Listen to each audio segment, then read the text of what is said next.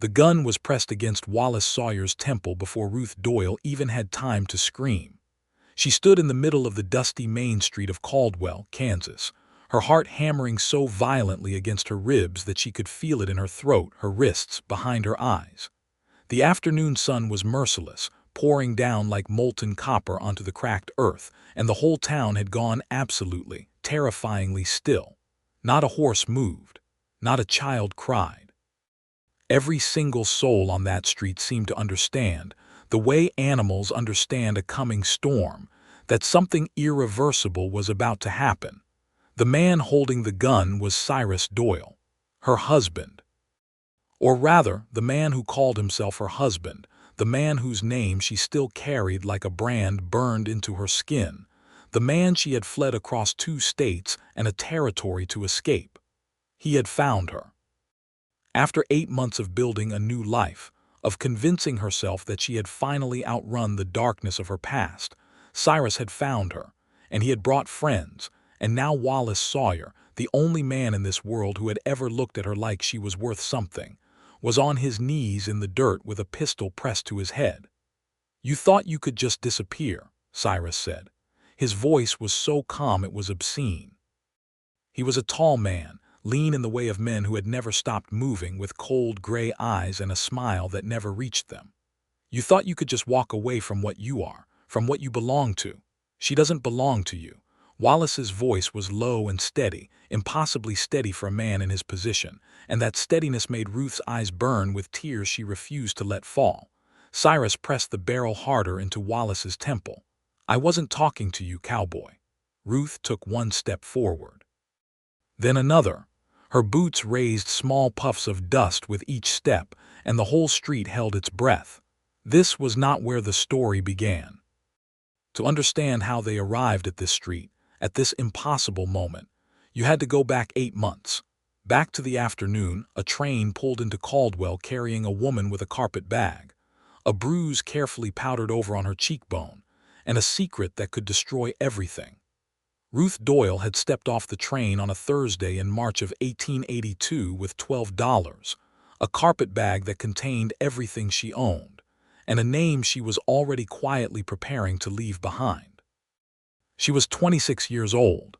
She had grown up in Memphis, Tennessee, the youngest daughter of a schoolteacher who had taught her to read before she could properly hold a pen.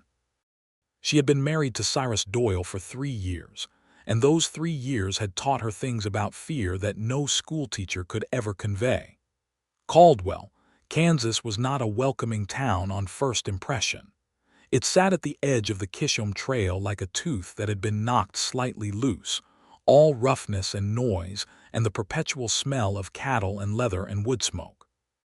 It was a cattle town in the truest sense, alive and restless during the driving season, and hollow as a drum in the winter months. And Ruth had arrived just as the first real warmth of spring was beginning to bring it back to life. She had chosen Caldwell for no reason other than that it was the last stop before the conductor had come through asking for tickets, and she had not possessed enough money to go any further. She had told herself it was fate. In truth, it was arithmetic. The boarding house was run by a woman named Edna Marsh, who was perhaps 55 years old, shaped like a pot-bellied stove, and possessed of the particular generosity that comes from having survived genuine hardship. Edna had looked at Ruth for about 4 seconds on that first afternoon, had seen everything there was to see in the set of her jaw and the careful way she held her body, and had offered her a room at half price in exchange for help with the laundry. "You running?" Edna had asked, not unkindly. "Traveling," Ruth had replied. Edna had nodded as though that answered the question exactly. "Well, you can travel here a spell if you need to." Ruth had needed to. She had settled into Edna's boarding house and spent the first 2 weeks learning the town, which meant learning its rhythms and its people. Because in a town like Caldwell, a woman alone needed to understand very quickly who could be trusted and who could not. She found work at the general store owned by a man named Herbert Pratt, a tidy, anxious man who needed someone reliable to keep his ledgers because his own handwriting was, as he put it, a disgrace to the alphabet. Ruth's father had taught her arithmetic as well as letters, and she found the work satisfying in its small, orderly way. She had been in Caldwell for exactly 3 weeks before she met Wallace Sawyer. She had been carrying a crate of dry goods from the back of the store to the front when the door had opened, and let in a wash of March wind, and a man so tall he had to duck slightly under the frame. He was perhaps 30 years old, broad through the shoulders, with dark hair that curled at the back of his neck where it had gotten too long, and the kind of face that had clearly been handsome once and was still handsome now, but in a more complicated, weathered way, like something valuable that had been through hard use.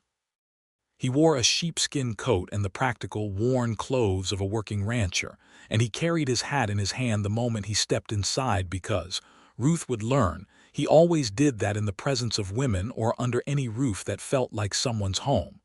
"Morning," he said to her because Herbert was in the back. "I'm here to pick up an order for the Double Cross Ranch." "I'll get Mr. Pratt," Ruth had said. "No hurry." He had smiled, and the smile was genuine, reaching his eyes with a kind of uncomplicated warmth that Ruth found so startling, she almost dropped the crate.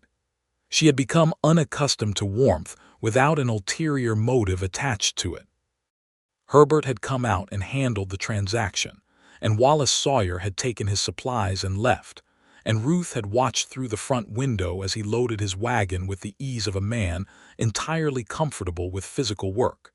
He had caught her watching once, and had not smirked or made it mean anything the way some men did. He had simply given a small, acknowledging nod and gone back to what he was doing. He came back the following week for additional supplies, and the week after that, and each time he and Ruth exchanged a few more words. She learned that he ran the Double Cross Ranch about 4 miles north of town, that he had bought it 5 years earlier from a man who was going blind, that he ran about 300 head of cattle and employed 6 cowboys through the driving season. He learned in those early conversations only what Ruth chose to tell him, which was not much, that she was from Tennessee, that she was good with numbers, that she preferred the mornings to the evenings.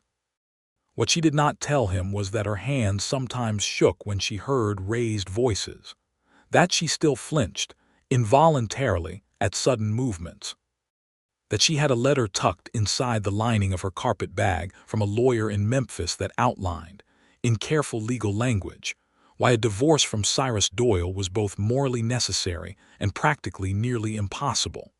She did not tell him that she was already half in love with him, and that this terrified her more than anything Cyrus had ever done. The spring came on in earnest, and Caldwell woke up with the enthusiasm of a town that had been holding its breath all winter. The cattle drives would begin coming through in May, and before that there was the business of the ranches preparing, of equipment being repaired and horses being assessed, and the whole complicated machinery of the range cattle economy cranking itself back into motion. Herbert Pratt's store was busy from the moment it opened, and Ruth found herself working longer hours, which suited her because work kept the thoughts quiet. Wallace began stopping by the store more often than purely business required. This was, at first, easy to explain away. He needed something. He was passing through. He had a question about an order. But by April it became impossible to deny that he was coming in simply to talk to her, and that she was glad when he did. They talked about everything and nothing. About the land, which Wallace spoke of with a reverence that Ruth found touching, as if the Kansas prairie were a living thing he felt responsible for. About books, and Ruth discovered that he had a small but carefully chosen collection that he had accumulated over the years, well-worn copies of history and natural science that he read in the evenings, and would sometimes quote from in conversation with the sheepish manner of a man who wasn't sure if that was acceptable behavior for a cattleman. About the town's gossip, which was plentiful, and which they both kept at a comfortable arm's length. About Tennessee, carefully around the edges, Ruth describing her father's school and the green of the hills and the particular quality of summer rain without ever touching the parts of Tennessee that involved Cyrus. One afternoon in late April, a stranger came into the store and asked, casually, if anyone knew a woman named Ruth Doyle, recently arrived from out east. Ruth had been in the back with the ledgers. Herbert had said no, nobody by that name, and something in his tone, perhaps simply his natural vagueness, had apparently satisfied the stranger who had left. But Herbert had come back and told her about it, and Ruth had sat for a long moment with the ledger book open in front of her, and felt the entire carefully constructed safety of the last 2 months begin to crack around the edges. That evening, walking back to Edna's boarding house in the blue April dusk, she had made herself examine the situation with the same clarity she applied to Herbert's accounts. Cyrus was looking for her. Of course he was. A man like Cyrus did not accept losses, and whatever else she had been to him, she had also been a possession, and Cyrus guarded his possessions with a fervor that had nothing to do with love and everything to do with ownership. He had sent someone to look. The someone had not found her yet. She needed to be careful. She was so absorbed in her thoughts that she walked directly into Wallace Sawyer coming the other way along the boardwalk, and the collision was such that he caught her by both elbows to prevent her from going backward off the edge into the street, and for a moment they were very close together, his hands warm and steady on her arms, his face concerned. "You all right?" he asked. "I'm sorry," she said. "I wasn't looking." He didn't release her elbows immediately. Not in an improper way, not aggressively, just in the way of a man making sure the person in front of him was genuinely steady on their feet. "You look like you've seen something unpleasant," he said. "I'm fine," she said, which was such an enormous lie that she almost laughed at herself. He did release her then and stepped back, but he didn't leave. He just looked at her with those steady dark eyes and waited, and there was something about the quality of his waiting, the complete absence of pressure in it, that undid something carefully maintained inside her chest. "Someone came to the store today," she said quietly. "Asking for me. I think she stopped." The word husband felt like a trap door she couldn't afford to open. "Someone is looking for me. Someone I left behind." Wallace was quiet for a moment. On the street behind them, a wagon rattled past, and someone called out a greeting to someone else across the way, and a dog barked twice and was silent. The ordinary sounds of an ordinary evening in an ordinary town, and yet Ruth felt as though she were standing at the edge of something vast. "Are you in danger?" he asked. Straightforward. No drama, no performance of shock or curiosity, just the essential question. "I don't know," she said, which was more honest than anything she had said to anyone in 8 months. He nodded slowly. "Then I think you should have someone you can come to if you need help," he said. "Have a ranch 4 miles north and 6 men who work for me, and we are generally good in difficult situations. I say this not to frighten you or to make you feel beholden. I say it because you seem like a woman who doesn't ask for help easily, and I want you to know it's available." Ruth looked at him for a long moment. The evening light was turning everything amber and the shadows were growing long and soft. "Why would you do that?" she asked. "You barely know me." "I know you well enough," he said simply. "And what I don't know, I'd like to." She had walked back to the boarding house with her heart doing something complicated and warm and frightening inside her chest, and she had lain awake most of that night thinking about the way he had said it. "What I don't know, I'd like to." So simple, so without agenda, so entirely unlike anything she had come to expect from men. She did not tell him about Cyrus that night, or the next night, or the week that followed. But something had shifted between them.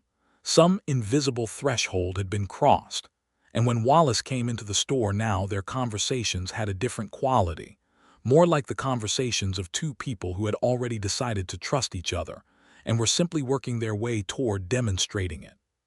May arrived, and with it the first of the cattle drives, and Caldwell erupted into the particular controlled chaos that was its natural state during the driving season. Cowboys flooded the town on weekends with their wages and their accumulated months of trail energy, and the saloons were full, and the streets were loud, and the whole enterprise was exhilarating and slightly terrifying all at once. Ruth worked longer hours and slept soundly from pure exhaustion, and did not think about Cyrus quite so much. Wallace's ranch was busy during this period, and he came into town less frequently, but when he did come, he always found a reason to stop by the store. He brought her a book once, A volume of geography with beautiful illustrations that he said he had seen and thought she would like. She kept it on her bedside table at Edna's and read a few pages every night before sleep, and she thought each time about the fact that he had seen it and thought of her. On a warm Friday evening in the middle of May, he asked her to walk with him after she finished at the store. They walked along the creek that ran behind the eastern edge of town, where the cottonwood trees were newly green, and the water made its quiet, rushing sound over the stones. The evening was gentle, and the air smelled of grass and water and distance. "Tell me about your past," she said to him, partly because she wanted to know and partly because she was tired of always being the one with the hidden story. He was quiet for a moment in the way she had come to recognize as genuine thought rather than evasion. "I grew up in Missouri," he said. "My father ran a dry goods store. I tried it for a while after he died, the store I mean, but I couldn't make myself care about it enough to do it well. I came west when I was 22. Worked on other men's ranches for about 8 years, saved everything I could, bought the Double Cross when old Henry Marsh was ready to let it go." "That's the practical version," Ruth said. He smiled sideways at her. "The other version involves making some mistakes I'm not proud of and eventually figuring out that the only thing that makes sense to me is being honest about what I want and working hard to get it." "What mistakes?" "The ordinary kind that young men make when they're trying to figure out who they are and don't yet have the wisdom to be patient about it." He paused. "I was engaged once, 7 years ago, to a woman in Wichita. She ended it, rightly so, because I was never fully present. My head was always somewhere else, always on the land I wanted to own, the work I wanted to do. It wasn't fair to her. Do you regret it?" "I regret the hurt I caused her. I don't regret the outcome because I think we both ended up in better places." He glanced at her. "Now you know the practical version and the other version. You still only owe me the version you want to share." It was such a precise and gracious thing to say that Ruth stopped walking for a moment. He stopped too, turning to look at her with that expression he had, attentive and undemanding at once. The cottonwoods rustled above them and the creek went on about its business. "I was married," she said. "I am married, legally." She said it like pulling out a splinter, quick and necessary. "His name is Cyrus Doyle. He is—" She stopped, searching for the word that was both honest and survivable. "He is not a good man. He is a man who believes that a wife is property. I left him in September. I have been trying to get far enough away that he couldn't follow." Wallace was very still. "The person who came to the store asking about me," she continued, because now that she had started she needed to finish, "was almost certainly someone he sent. Cyrus has money and connections and a great deal of patience when he wants something back." She looked at Wallace steadily. "I'm telling you this because you should know the truth about me before we—" She couldn't quite complete the sentence. "Before I fall any further in love with you," Wallace said quietly. The directness of it struck her like a clean, cool wind. There was no performance in his face. He meant it exactly as he had said it. "Wallace," she said. "I know it's not simple," he said. "I know there are things in the way. I'm not asking anything of you. I just think you should know where I stand." He turned back toward the creek and was quiet for a moment. "Does he hurt you?" The question was so simply and directly asked, with such contained but genuine anger running underneath it, that Ruth felt her throat close. "Yes," she said. Wallace nodded once. His jaw was set, and his eyes were fixed on the water with an expression she would later describe to Edna as a man deciding something quietly and completely. He didn't say anything dramatic. He didn't make any speeches. He just nodded and eventually turned back to her and said, "Then we will figure out what needs to be done." They walked back to the boarding house in the blue and purple dusk, and he left her at the door with appropriate formality, and Ruth went upstairs to her room and sat on the edge of her bed for a long time with her hands in her lap, feeling something she had almost forgotten the shape of. Something that felt like safety. Something that felt, terrifyingly, like the beginning of being happy. June came on hot and gold, and Wallace came into town every week now without pretense. He took Ruth to dinner at the hotel dining room on a Saturday evening, a respectable and public outing that announced something to the town without either of them having to say it in words. Caldwell being a small town with the social dynamics of all small towns, this was noted and discussed and generally approved of, because Ruth had in 3 months become liked and respected in the community, and Wallace was known as a man of substance and good character. Edna, who missed nothing, said to Ruth over breakfast one morning, "That's a good man who looks at you like that." "Like what?" Ruth asked. "Like you are the most interesting thing he's ever had the good fortune to encounter," Edna said, without looking up from her coffee. "Don't waste it by being scared." Ruth thought about this for a long time. She also thought about Cyrus. The inquiry at the store had been followed by nothing, which was either good news or very bad news, because silence from Cyrus was almost always the latter. She had written to the lawyer in Memphis, a careful, coded letter asking about the progress of anything that might be progressing.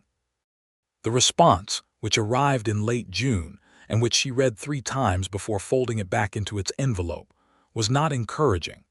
Divorce in Kansas in 1882 was possible but not simple, and for a woman who had left her husband's state and taken up residence elsewhere, the legal mechanisms were complicated and slow. The grounds she claimed, cruelty, were valid grounds in Kansas but would require testimony and documentation and potentially years. She sat with this knowledge and turned it over in her mind the way she had learned to turn difficult things over, examining them from all sides without flinching, before allowing herself to feel the full weight of them. The full weight, when she finally allowed it, was considerable. She was legally bound to a man who wanted to find her and bring her back to a life she would rather die than return to. She was falling in love with a man who was honest and kind and patient, and everything she had forgotten men could be. These 2 facts existed in direct, painful conflict. She told Wallace about the letter on a Thursday evening when he had come into town to deal with some business at the bank, and had stopped by the store just before closing. They stood outside on the boardwalk after Herbert had locked up, the evening warm and smelling of cattle and dust and the faint sweetness of the prairie grass from the edge of town. "The divorce could take years," she said. "If it happens at all, Cyrus has better lawyers than I can afford." Wallace leaned against the porch post, arms crossed, watching the street with the patient look he got when he was working through a problem. "Then we find better lawyers than he has," he said. "It's not that simple." "Most things worth doing aren't," he said. He looked at her. "Ruth, I'm 30 years old. I have been patient my whole life waiting for something worth being patient about. I'm not telling you to hurry anything or to decide anything before you're ready. I'm telling you that whatever the timeline is, I'm not going anywhere." She looked at him for a long moment. The street was busy around them, people moving about in the warm evening, horses tied at rails, the sound of a piano from the direction of the Blue Star Saloon. Ordinary life, ordinary evening, and yet she felt as though she were balanced on a point between 2 entirely different futures. "You deserve someone who can give you everything uncomplicated," she said. "I don't want something uncomplicated," he said quietly. "I want you." She kissed him then. She reached up and kissed him on the boardwalk in the middle of Caldwell's Main Street in the warm June evening, and he kissed her back with a gentleness that was so at odds with everything she had learned to expect from men that it nearly broke her open. She pulled back after a moment, slightly breathless, and found him looking at her with that expression she had first noticed months ago and had been slowly understanding ever since. "Well," he said softly, and the way he said it made her laugh, a real laugh surprised out of her, and she couldn't remember the last time she had laughed like that.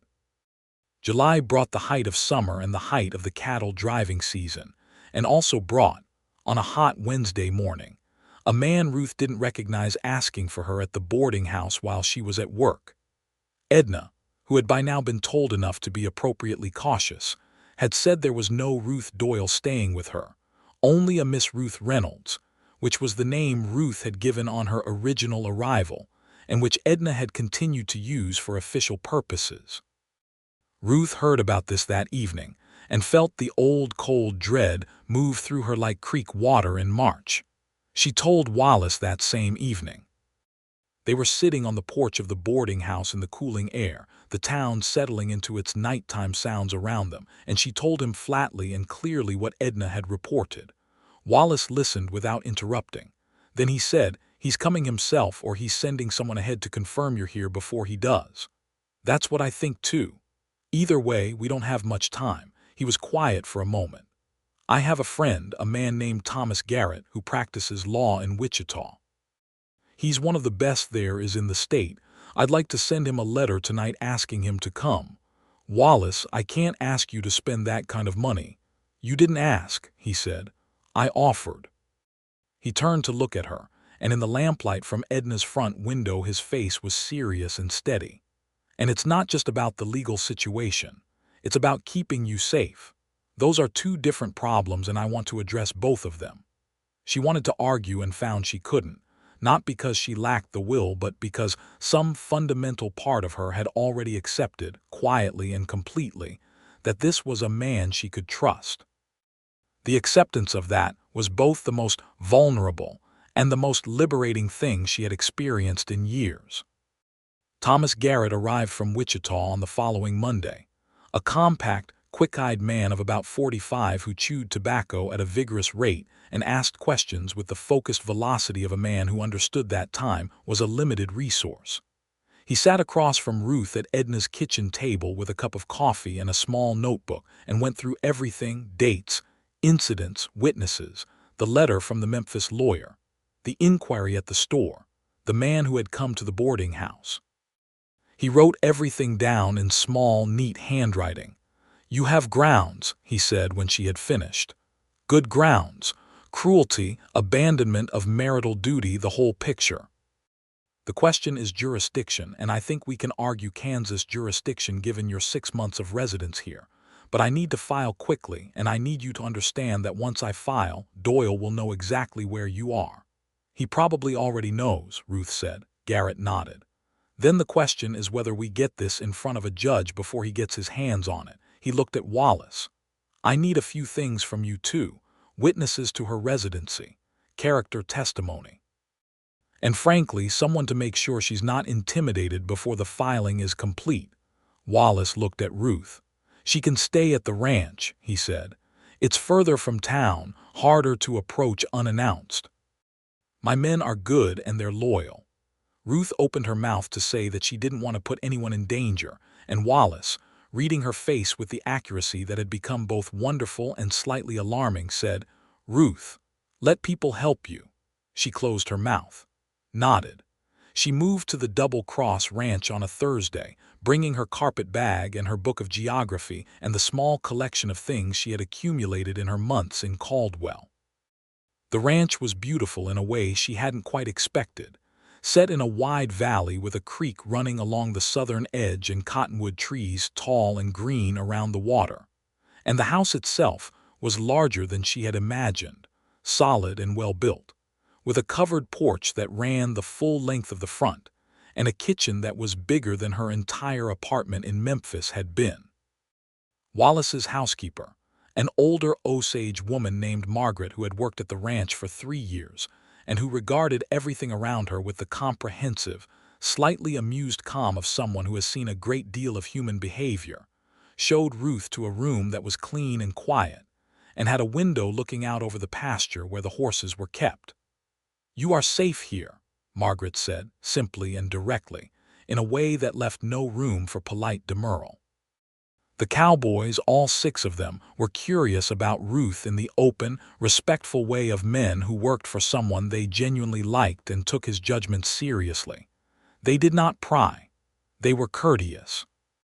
2 of them, a young man named Eli who was perhaps 20 and a weathered veteran of the trail named Donovan who was well into his 50s, were particularly warm, and within a few days, Ruth had settled into a version of daily life at the Double Cross that felt, remarkably, like belonging somewhere. She and Wallace spent the evenings on the front porch. After the work of the day was done, and the light was going long and golden across the grass. They talked more deeply now than they had been able to in town, with its constant flow of people and its social equations. He told her about his years working other men's land, the particular ache of caring for something that wasn't yours, the exact moment when he had first seen the double cross and known with complete certainty that this was where he was supposed to be. She told him about her father, who had died when she was 17, and about how the loss of him had made her vulnerable in ways she hadn't understood at the time, had made her reach for the first solid thing that offered itself, which had been Cyrus, who had seemed solid from the outside in the way that certain beautiful things seem strong until you look at the actual structure and find it is only surface. "I was 22, she said on one of these evenings, and I was lonely and I was scared of being alone, and he was charming in the beginning. They always are, I think." "Not always," Wallace said. "No," she agreed. "Not always." She looked at him in the fading light. He was sitting in the other porch chair with his long legs stretched out and his coffee cup balanced on the arm of the chair, and he looked so entirely and naturally at home in his life that she felt something twist in her chest, sweetly and painfully at once. "I used to think that the best I could hope for was to be left alone," she said. "That after Cyrus, what I wanted most in the world was just to be somewhere quiet with no one making demands on me." "And now?" he asked. She was quiet for a moment. "Now I think I was wrong about what I wanted." He turned his head to look at her, and the expression on his face was the one she had seen on the creek bank in May, the one that was quiet and certain and full of a warmth that she still sometimes couldn't quite believe was real and directed at her. He reached across the space between their chairs and took her hand. They sat like that as the last light faded and the stars came out over the Kansas prairie, and neither of them said anything more because nothing more was needed. Thomas Garrett filed the divorce papers in the second week of August. He had been meticulous and thorough, building the case with the methodical precision of a man who did not make mistakes and did not leave openings. The filing named Wallace's ranch as Ruth's address of residence, and this meant, as everyone had expected, that within a very short time Cyrus Doyle would know exactly where she was. The waiting period after the filing was the hardest thing. Ruth threw herself into work at the ranch because idle hands meant idle mind, and idle mind meant the particular spiral of anxiety that she had learned to manage through action. She helped Margaret with the household work. She kept Wallace's ranch accounts with the same careful precision she had brought to Herbert Pratt's ledgers. She helped Eli with the horses in the mornings because he was still learning some of the finer points of horsemanship, and she had grown up riding. Wallace watched her fill up the ranch with her presence and felt the wrongness of a future without her in it become completely unthinkable. He asked her to marry him on a Tuesday evening in August, sitting on the porch watching a distant thunderstorm paint the horizon purple and gold. He did it without ceremony or elaborate staging, simply turned to her and said, "I know the legal picture is complicated and I know you may need time, and I'm not asking you to rush any of it. But I want you to know that when all of this is resolved, when the path is clear, I want to marry you, if you'll have me." Ruth looked at him for a long, quiet moment. The thunder rolled distant and beautiful across the prairie. "Yes," she said. "When the path is clear, yes." He smiled, slow and genuine, and reached over and took her hand again, and they watched the storm together without speaking. The storm that came was not the one on the horizon. Cyrus arrived in Caldwell on a Friday in late August with 2 men, both of them large and professionally unpleasant, and the town had buzzed with the news within an hour. Herbert Pratt had sent a boy out to the ranch to warn Ruth, and the warning arrived in the mid-morning while Wallace was out in the eastern pasture with Donovan and 3 of the other men moving cattle to fresh grass. Ruth stood in the kitchen with the note in her hand and Margaret watching her from across the table, and made herself breathe slowly and deliberately. "I'm not going to hide," she said, though she was aware her voice was slightly smaller than usual. "Hiding is not required," Margaret said. Being sensible is required. She went to the door and called for Eli, who appeared in about 30 seconds at a run. "Go find Mr. Sawyer," she said. "Tell him to come back now." Wallace was back at the ranch house within 40 minutes, riding hard, and he came in through the kitchen door and looked at Ruth first before anything else.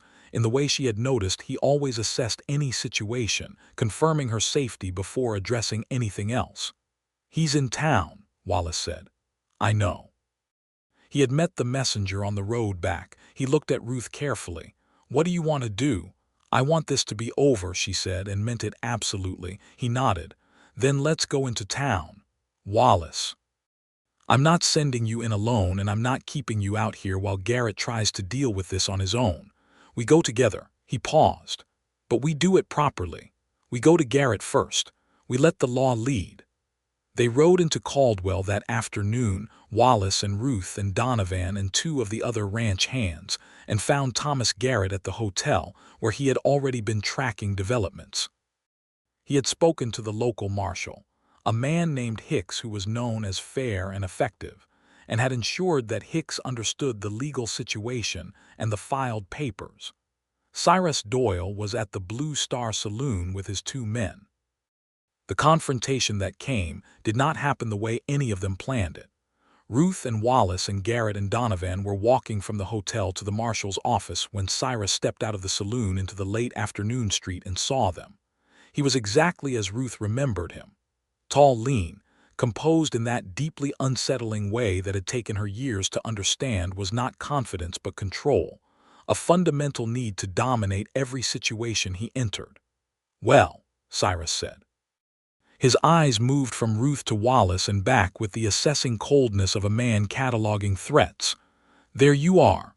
"Mr. Doyle," Garrett said, stepping slightly forward. "You should be aware that papers have been filed in."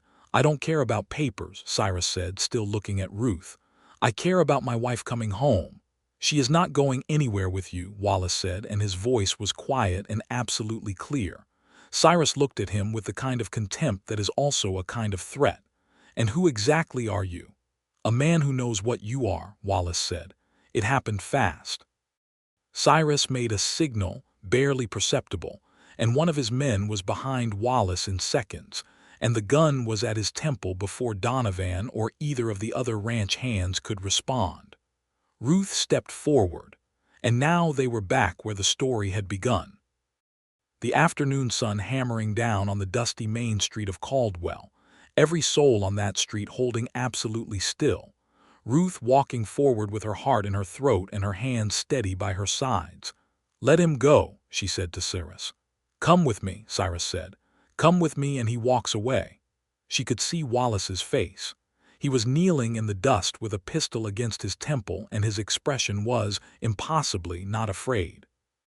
It was furious, a contained and burning fury, but not afraid, and his eyes were on her with a focus so complete it was almost like speech. "Don't do it," his eyes said. "Don't you dare." Ruth stopped walking. She was perhaps 10 feet from Cyrus now. She looked at him the way she had not been able to look at him in 3 years of marriage, steadily and without flinching, and she saw something she had not expected to see. Underneath the control, underneath the contempt, there was something small and desperate and ugly, the look of a man who cannot tolerate losing even things he never deserved to have. "You don't love me," she said. Her voice was remarkably steady. "You never did. You loved owning me, and you cannot own me anymore." "I can do whatever Marshal Hicks," called Thomas Garrett, from where he had moved, Ruth now realized, to the edge of the street closest to the marshal's office. Marshal Hicks, who had been alerted by Garrett earlier and who had apparently been watching the street unfold from the doorway of his office, stepped out now with a rifle in his hands and 2 deputies behind him. "Put the gun down," Hicks said to the man holding Wallace. Not a request. The street held its breath. The man with the gun looked at Cyrus. Cyrus looked at the marshal, at the rifle, at the 2 deputies with their hands on their sidearms, and Ruth watched the calculation move across his face, the rapid assessment of odds and consequences. "This isn't over," Cyrus said. "It is, Mr. Doyle," Garrett said from behind Hicks. You are standing in the jurisdiction where a divorce petition has been properly filed and accepted. You have just committed an act of public threatening in front of a United States Marshal. If your man does not lower that weapon in the next 5 seconds, you will both be in Marshal Hicks's jail before sundown." The gun came down. The man who had been holding it stepped back, and Wallace rose from his knees with the controlled movement of a man who has been holding himself very still and is now allowing himself to move again. He stood up, and his eyes found Ruth across the space between them, and the expression on his face was something she would carry with her for the rest of her life. Hicks arrested Cyrus Doyle and both of his men on charges of assault and threatening with a deadly weapon. They were held in the Caldwell jail overnight, and the following morning were given a direct and very clear communication from Thomas Garrett regarding the significant advantages of cooperating with the divorce proceedings already underway. Cyrus, faced with jail time in a Kansas town where he had no allies, no leverage, and a lawyer of Garrett's quality working against him, made the calculation that he was better equipped to cut his losses than to fight a battle he had already effectively lost. He signed the documents Garrett put in front of him 2 days later in the presence of witnesses and Marshal Hicks, and the divorce was formalized within the week.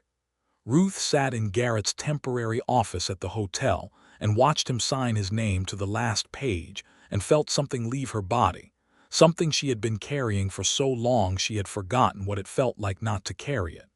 It was not quite relief. It was closer to the way the air feels after a storm has passed, washed clean and lighter than before. "That's done," Garrett said, capping his pen. "That's done," she repeated.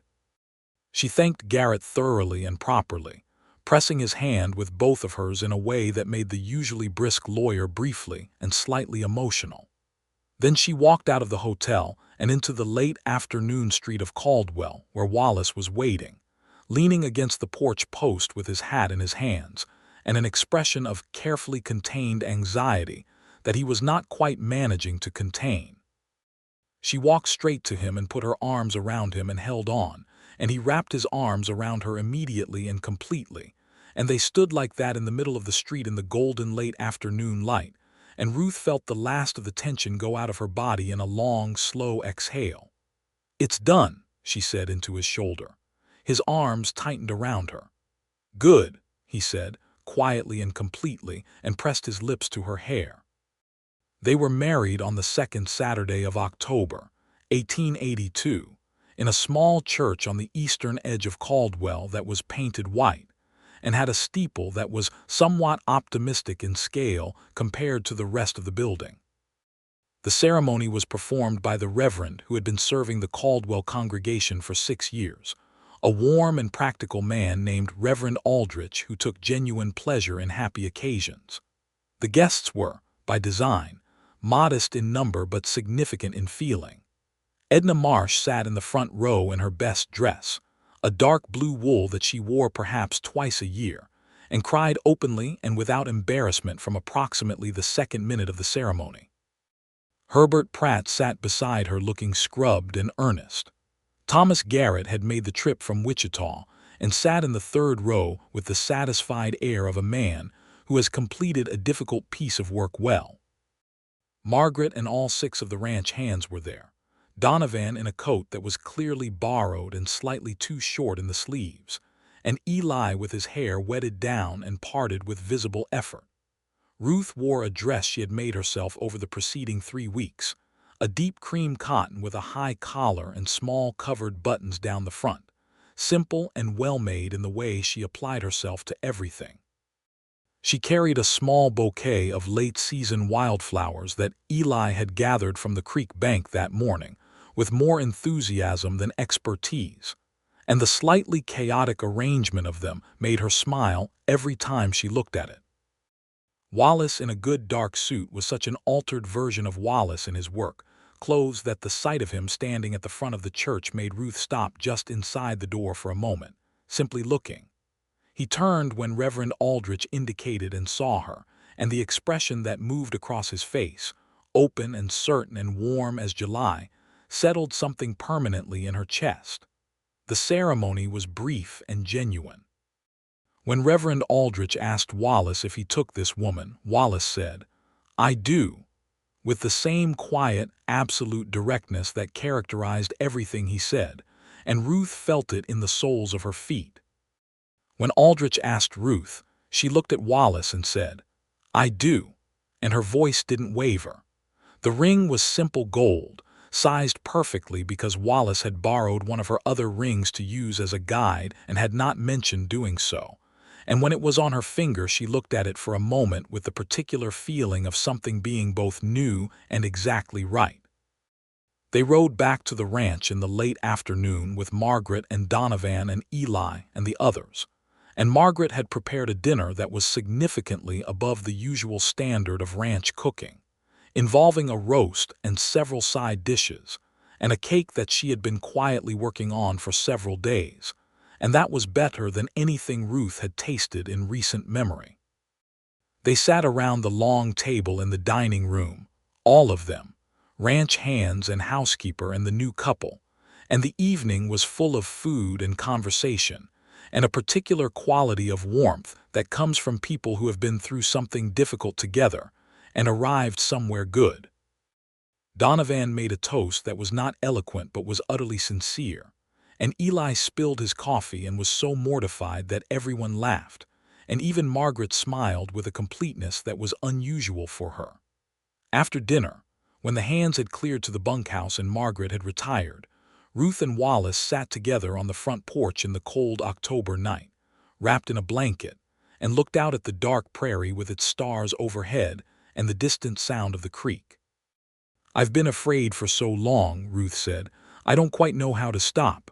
"You don't have to stop all at once," he said. "You just stop a little at a time." She leaned into him and he put his arm around her, and she thought about the woman who had stepped off a train with $12 and a bruised cheek, and the absolute conviction that she was running out of room in the world. That woman had not been able to imagine this. This warmth, this solidity, this particular arm around her shoulders, and this particular man's heartbeat under her ear. "Thank you," she said. "For what?" She considered the question. "For being exactly who you are," she said. They stayed like that a long time, watching the stars turn slowly overhead, the blanket wrapped around them both against the October cold, and there was nothing complicated in it. Just the night and the prairie and two people who had chosen each other and were glad of the choice. The first year of marriage was full and busy and surprisingly joyful. Ruth took over the ranch accounts completely, bringing to them the same precise care she had given to Herbert Pratt's ledgers, and discovered in the process both that the double cross was profitable and that it had room to be significantly more so with some modest changes to how it was managed. She made these suggestions to Wallace carefully, framing them as observations, and he listened with genuine interest and implemented most of them. The ranch grew. Wallace added 20 new head in the spring, bought a neighboring parcel of land that increased the available grazing, and hired 2 additional hands for the driving season. Ruth hired a young woman named Clara from town to help Margaret during the busiest periods, a 16-year-old girl with sharp eyes and quick hands who reminded Ruth of herself at that age in ways that made her both tender and protective. The town of Caldwell continued to be good to them. Ruth became a regular fixture at the church, not because she was particularly devout, but because the social infrastructure of the church was the social infrastructure of the community, and she cared about the community. She helped organize a school for the children of ranch families in the area, an effort that required considerable political negotiation among the various ranchers' wives, and that she attacked with the same methodical focus she brought to everything. And by the fall of 1883, there was a schoolteacher, a young man from Ohio named Peters, who held classes 3 days a week in the church meeting room. Wallace watched all of this with a quiet and comprehensive pride that he expressed mainly by telling anyone who would listen, in the straightforward way he had, that his wife was the most capable person he had ever known. Ruth, when this was reported back to her, which in a small town it inevitably was, felt the words land in that same deep, solid place where all of his words landed. In the spring of 1883, about 6 months after the wedding, Ruth discovered she was expecting a child. She told Wallace in the kitchen on a Sunday morning while he was reading the week-old newspaper that had arrived with the Friday stage. She said it plainly, without preamble, watching his face. He put the newspaper down. He looked at her across the kitchen table with an expression that moved through a rapid sequence of things: surprise, calculation, and then something that arrived and settled, something luminous. "You're certain?" he asked. "I'm certain," she said. He was out of his chair in a moment, around the table, and pulled her into his arms with a care that acknowledged this new condition and a warmth that acknowledged everything else, and held her for a long moment without speaking. "A boy or a girl, I don't mind either way," he said eventually into her hair. "Though I confess to a hope for a boy first." Ruth laughed. "Why first?" "So he can be old enough to be useful when the others arrive," Wallace said, and the certainty embedded in the phrase, "the others arrive," the assumption of a family, a full and continuing thing, made Ruth hold him tighter. The pregnancy was straightforward.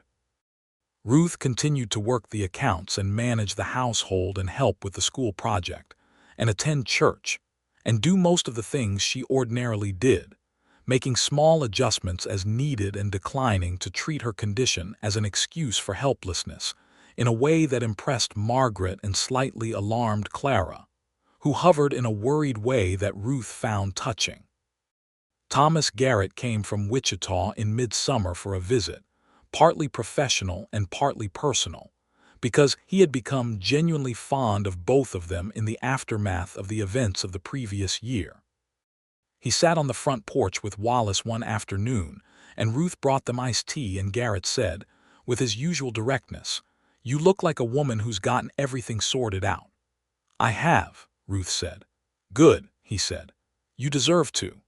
The baby was born on a Thursday in November 1883, delivered by the doctor from Caldwell, who drove out to the ranch in his buggy through a cold and lightly snowing morning. It was a boy, as Wallace had hoped, healthy and loud in the immediate and sustained way of babies who have no reservations about announcing their arrival. They named him James, after both of their fathers, a coincidence they had only discovered after comparing names that summer. Wallace held his son for the first time with the careful, slightly awed expression of a man who has handled many difficult and delicate things in his life, but is acutely aware that this is the most consequential one yet. James looked up at him from the blanket with the unfocused, searching expression of a newborn, and Wallace said, quietly and completely, "Well, hello then." Margaret brought food. Eli, who had been walking circles in the yard in the snow for the last 2 hours out of an excess of anxious energy, was allowed in to look at the baby, and was rendered entirely speechless by the experience. Donovan, who had 7 children of his own in various parts of the country, shook Wallace's hand with the firm satisfaction of a man who has witnessed this particular miracle, often enough to appreciate it every time. Life at the Double Cross settled into a new shape around James, who was a serious and watchful infant, and then a serious and watchful toddler, and then a small, serious person who liked to follow his father around the ranch and ask questions about everything with a persistence that Wallace found wonderful and occasionally exhausting. Ruth watched her son with the particular love that is made partly of its own intensity and partly of gratitude, the gratitude of someone who had not always believed this kind of life was available to her. She watched Wallace with him, patient and clear and warm, the kind of father she had wanted and lost too young, and felt the last room of the old fear finally close and become something else. They had another child in 1886, a second boy they named Thomas after Garrett, who was so pleased by this honor that he came out from Wichita for the naming, and was seen, by those paying attention, to be moved to an extent that required him to stare at the fence for a moment before he could speak normally. By 1887, the Double Cross Ranch was one of the most prosperous operations in the county.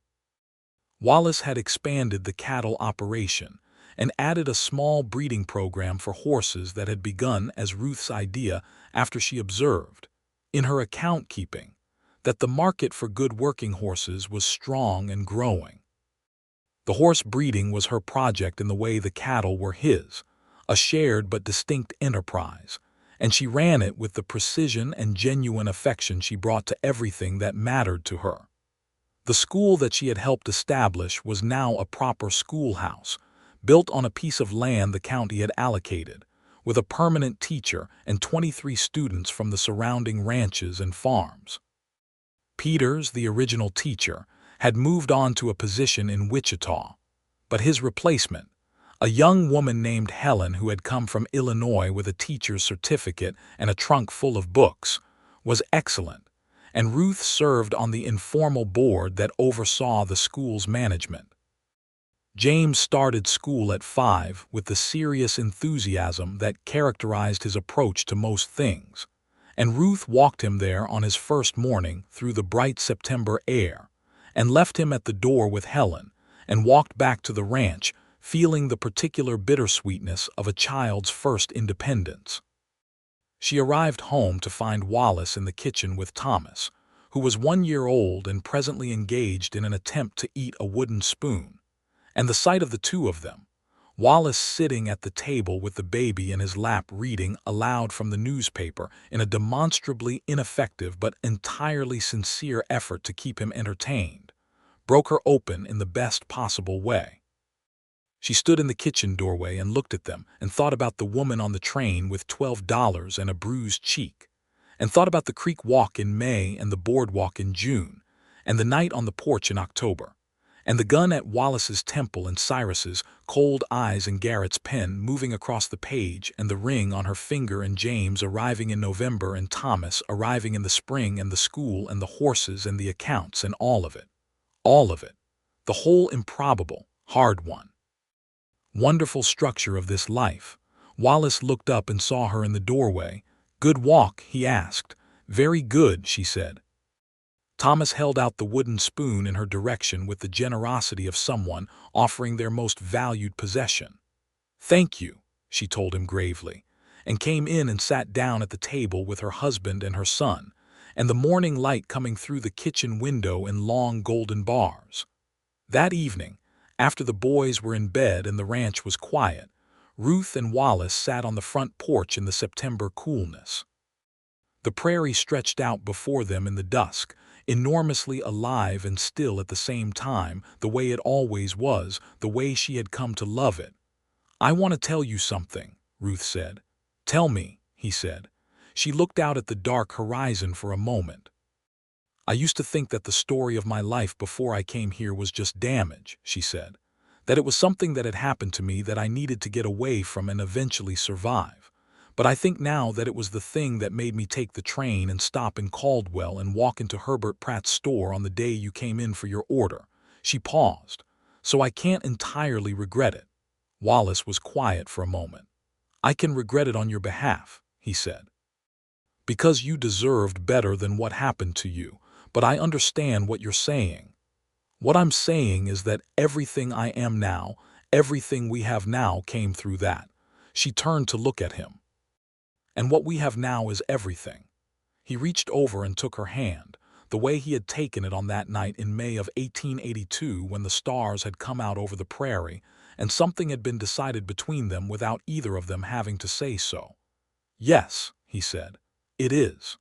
A year later, in the summer of 1888, Ruth found herself expecting their third child. She told Wallace in the kitchen again, as she had twice before, and he looked at her across the table with the expression that had never once diminished in the 6 years of their marriage, that steady, luminous look that she would not have recognized when she arrived in Caldwell, because she had not yet known what it meant. This time it was a girl, born on a May morning when the wildflowers were coming in along the creek bank and the cottonwoods were fully leafed out and the whole world smelled of green things growing. They named her Mary Catherine, after Ruth's mother and Wallace's. James, who was 4, received the news of his sister with the measured assessment he brought to all new information, sat beside Ruth on the bed and looked at the baby for a long moment and then said, "She's very small." "She'll get bigger," Wallace said. "Everything does," James said, with the air of someone reporting a scientific observation, and Ruth laughed and held out her free arm to him, and he came and leaned into her side and looked at his sister with a proprietary tenderness that made Wallace, watching from the foot of the bed, feel something in his chest that was too large to name. Thomas, who was 2, was less philosophical about the new arrival, primarily expressing his position through the repeated theft of the baby's blanket, a behavior that Margaret addressed with the same calm effectiveness she brought to all challenges. The ranch in the summer of 1888 was a place of such particular beauty and fullness that Ruth sometimes stopped in the middle of whatever she was doing simply to look at it. The way you stop to look at something you know is extraordinary because you have learned not to take the extraordinary for granted. She had learned that lesson the hard way, and she intended to keep it.